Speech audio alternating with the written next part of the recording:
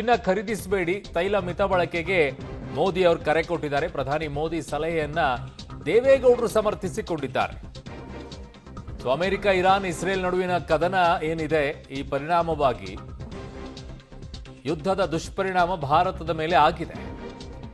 So ಹಾಗಾಗಿ ಸ್ವಲ್ಪ ಮೋದಿ ಅವರ ಮನವಿಯನ್ನ ಸ್ವಾಗತ ಮಾಡಬೇಕು ಅನ್ನುವಂಥದ್ದನ್ನ ಮಾಜಿ ಪ್ರಧಾನಿ ದೇವೇಗೌಡರು ಈಗ ಸ್ವಾಗತಿಸಿದ್ದಾರೆ. ಸಮರ್ಥನೆಯನ್ನ ಕೂಡ ಮಾಡಿದ್ದಾರೆ. ಮೋದಿ ಸಲಹೆಗೆ ಮಾಜಿ ಪ್ರಧಾನಿ ದೇವೇಗೌಡರು ಸಮರ್ಥಿಸಿದ್ದಾರೆ. ಚಿನ್ನ ಖರೀದಿಸಬೇಡಿ, ತೈಲ ಮಿತ ಬಳಕೆಗೆ ಮೋದಿ ಅವರು ಕರೆ ಕೊಟ್ಟಿದ್ರು. ಅದನ್ನ ಈಗ ದೇವೇಗೌಡರು ಸಮರ್ಥಿಸಿಕೊಂಡಿದ್ದಾರೆ. ಕೆಲವು ಸಲಹೆ ಕೊಟ್ಟಿದ್ದಾರೆ. ಈಗೇನು ಇರಾನು, ಅಮೆರಿಕ, ಇಸ್ರೇಲು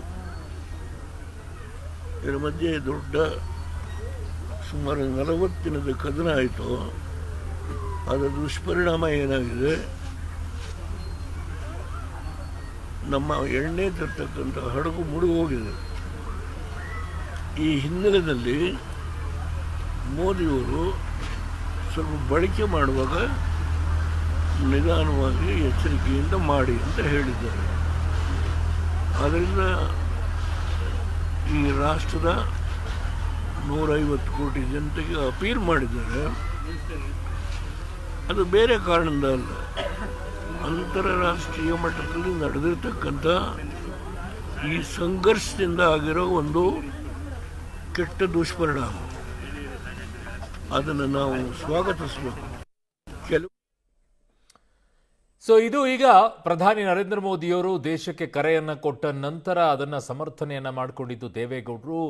ನಾವು ಕೂಡ ಹಿತಮಿತವಾಗಿ ಬಳಕೆ ಮಾಡಬೇಕು ಅನ್ನುವಂಥದ್ದು ಈಗ ಅನೇಕರು ಹೇಳ್ತಾ ಇದ್ದಾರೆ. ಬಟ್ ಕೆಲವರು ಕಿಡಿ ಕೂಡ ಕಾರ್ತಾ ಇದ್ದಾರೆ, ಇದಕ್ಕೆ ನಾನು ನಿಮ್ಮನ್ನ ಕಳಿಸ್ಕೊಟ್ಟಿದ್ದು ಅಂತ ಹೇಳಿ.